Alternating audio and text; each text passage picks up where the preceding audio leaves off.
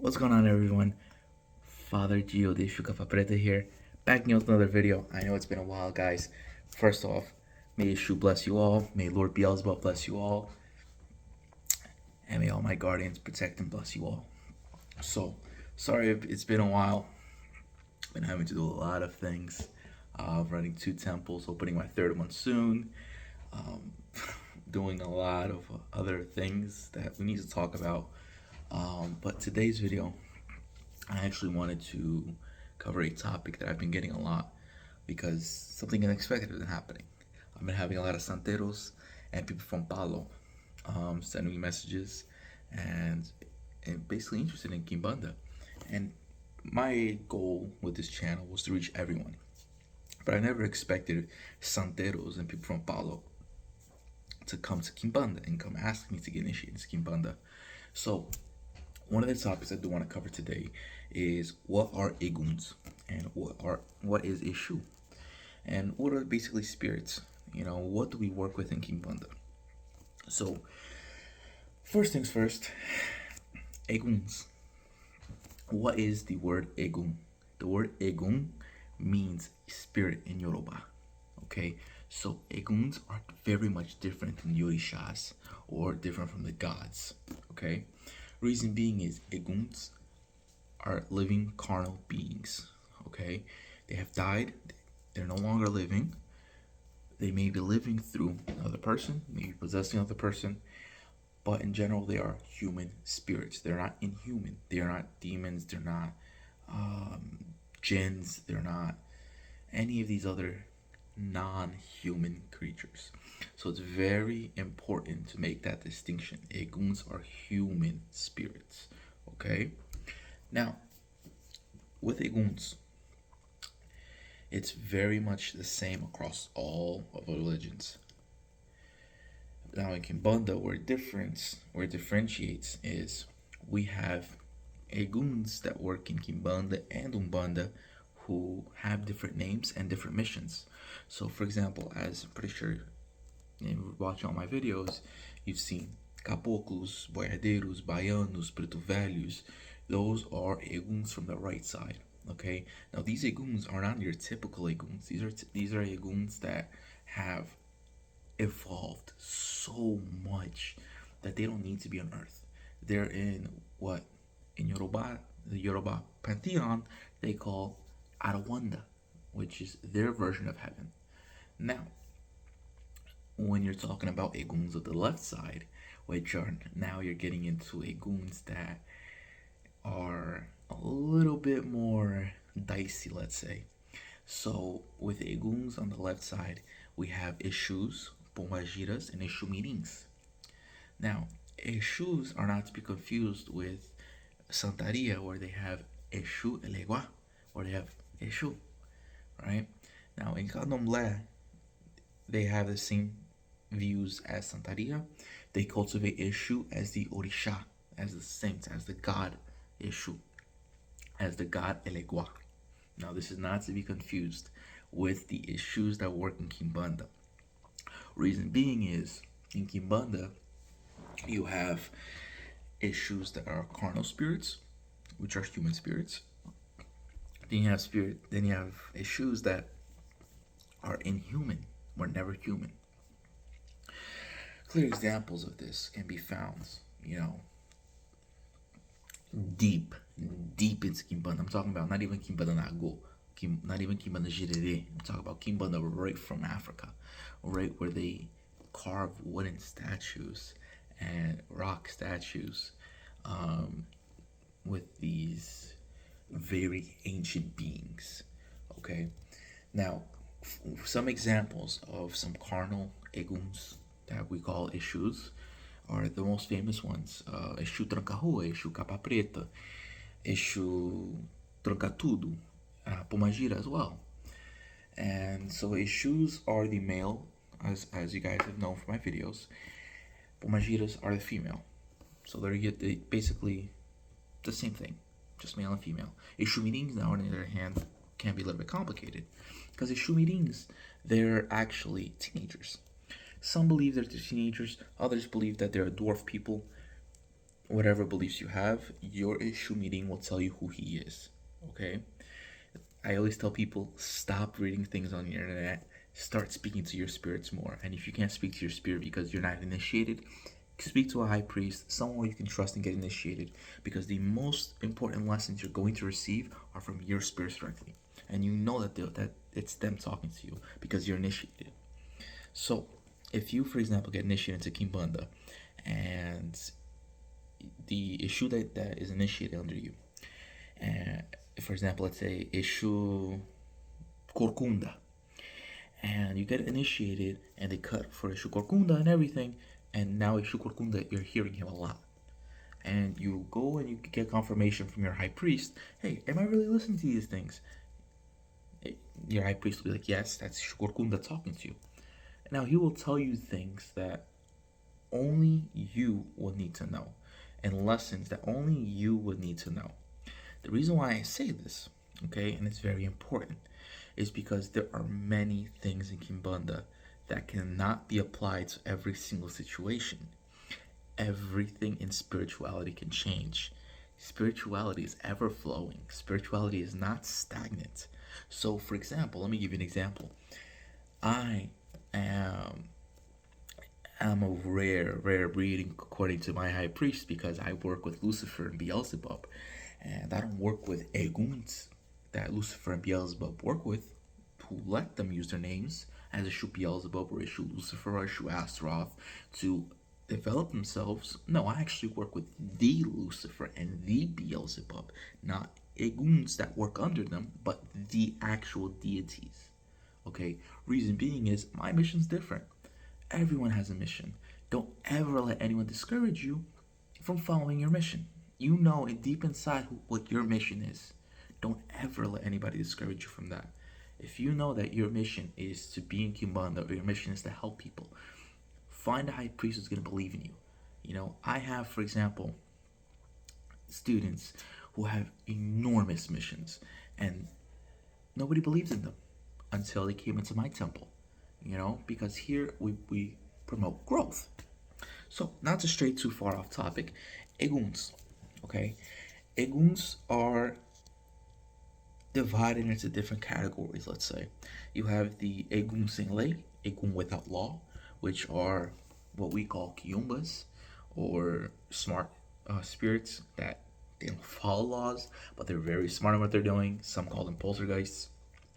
We have Zombiteiros, which are spirits that just prowl about. They may latch onto you, they may attack you, but they're usually a pest in someone's life. Obsessores, now this is called obsessors. Obsessors are obsessive spirits. Now they're obsessed with you for some reason or another. Now they may be obsessed with you because of a past life, or they may be obsessed with you because someone threw them on you, or something of the nature. Okay, these spirits are not friendly whatsoever. Matter of fact, these spirits I'm talking about now aren't friendly. They're late. Another one that is very common to see are vampiros or vampires. Now, no, it's not Dracula. It's not Dracula, okay? Vampiros are spirits that suck your energy, okay, and they'll drain you. Now, it's not to be confused with a demon or an angel or other beings that can drain energies or manipulate energies, okay? Eguns and Lays are spirits that are very smart, very conniving.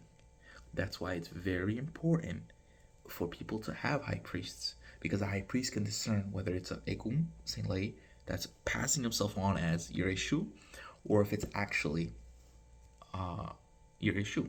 For example, I had someone call me, right?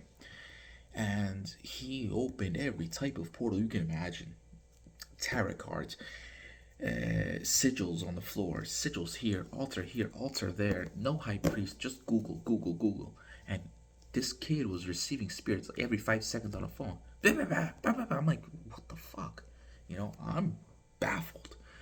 And I'm seeing that this person is not mentally perturbed, but this person is spiritually disturbed. This person has a lot of different eguns attached to him. Why do I tell people not to open tarot cards, not to do readings unless you have foundation? Is because of that. It's very, you have to understand tarot cards, gypsy cards, Ouija boards, even EVP recorders, anything that is used to communicate with the other side, you're going to have a portal open. And if you don't have a foundation, if you don't have any type of protection, you are screwed. I've had people come to me who've been reading tarot cards for 10 years, who their lives have never taken off. Their lives have always gotten worse and worse. And come to find out, the issue that they were working with isn't an issue after all. It was just an egun, you know? Now, there are some eguns that they have good intentions, but they just don't have the pull to give you what you need in life. Now, those are some of the eguns, Saint Lay, some of the eguns without law. Now, make no mistake, okay? These eguns without law can be prowling about, can be summoned, or can be sent. However, these eguns Saint law are mostly used to harm people. There are not any instances that I know of using these eguns to help people. Okay? Now, are there some issues that work with eguns Saint Lay? Yes, there are. If you're going to, for example, use issue 7 shadows or issue 7 stabbing, 7 facadas, if you're going to use them to hurt somebody, they are more likely than not going to do it themselves, but they're going to send egun Saint Lay after that person to do what you asked for. Okay? Now, I want to make it very clear. This only happens in Kimbanda. Okay? Because Kimbanda works with his shoes. If you have someone in Umbanda saying that they're working with this shoe and that they're doing witchcraft and they're doing all this crazy shit, don't believe them. Okay? Because Umbanda is love and light personified. They don't not even supposed to be working with the shoes. Okay? I know because I practice Umbanda. My family has temples of Umbanda all over Brazil. Okay? So, hopefully that sheds some light on eguns. Now, the main difference I wanted to point out, okay, and where it transitions from eguns to being something a little bit more darker, or even being tree spirits or wood spirits, is that eguns are human spirits. Wood spirits, tree spirits, elemental spirits, they are never human. They were never human. They were created by their own gods. Same thing with demons. There are some demons that were already created prior, before Lucifer arrived. Then there are demons that are actually fallen angels. You'll find 9 times out of 10, whenever someone's possessed by a demon, it's usually because you fucked around and you found out. I don't understand what people are fascinated with going online, grabbing these books and just opening them and just starting to read Luciferianism and conjuring these demons like they have some type of power over them. I'm sorry, but Abaddon is not going to be conjured and controlled. Beelzebub is not going to be conjured and controlled. Alistair is not going to be conjured and controlled. People need to stop, because I'm getting a lot of calls and texts from people that need help because they do these things. Okay? Now, 9 times out of 10, when someone is possessed by a demon or is getting attacked, it's not a fallen angel. It's not one of the 9 kings. It's not Astaroth. It's not Asmodeus. It's not Lucifer. It's not Satan. It's not Beelzebub. It's not, Samael. It's probably a low-ranking demon, okay, that has been in hell for trillions and trillions of years, okay, because hell was inhabited with demons before the fallen angels got there, okay. The fallen angels simply used them as servants. So, when you get a case of possession and you have certain things happening in the house, for example, 3 scratch marks, growling, bop, those are demons. That's fine. Now, when you have blood coming from the ceilings, blood coming from the walls, oil seeping from the blinds, when you smell sulfur, when you start getting thrown around like a rag doll, that, my friends, means you're in deep shit, because there is a high-ranking demon or fallen angel there. Now, fallen angels very rarely entertain humans, unless there's a motive. You piss them off, someone sent them. Usually, only once. Only reason. Okay? In my next video, I'm going to be talking more about the demons, more about angels, so you guys can get a better understanding. Now, I'm going to be uploading, videos today and tomorrow that are going to be explaining more about demons and angels, the spiritual war that's happening, how to prepare yourself, what to do, because I don't believe in baths. Baths have its properties, but the best form of healing, best form of defense is spirituality. Having someone to help you. Never be ashamed of having someone to help you. I have a high priest. I have two high priests actually. I have a Babalao in Santaria, and I have a Tata in Kimbanda. Every high priest needs a high priest. Remember that. How are you going to be connected and protected if you don't have a connection anywhere? You understand? So that'll be it for today's video. Hopefully you guys understood a little bit better what Eguns are. I know there's a lot of Santeros and Palo people out there that are wondering. Hopefully this video provides a lot of explanation. And the next video will be on the lookout for. I'm going to be uploading about angels and demons and the differences between them and what really happened upstairs. A little bit more in depth than my Lucifer video. Hope you guys have a great day. Beelzebub bless you all. Maishuka Papreta bless you all. You guys have a great day now. Any questions, feel free to go to the description. My WhatsApp is going to be there, my business WhatsApp. Shoot me a text on WhatsApp or shoot me a text through text message. I have Google Voice. Anything you guys need, let me know. Have a good day, y'all.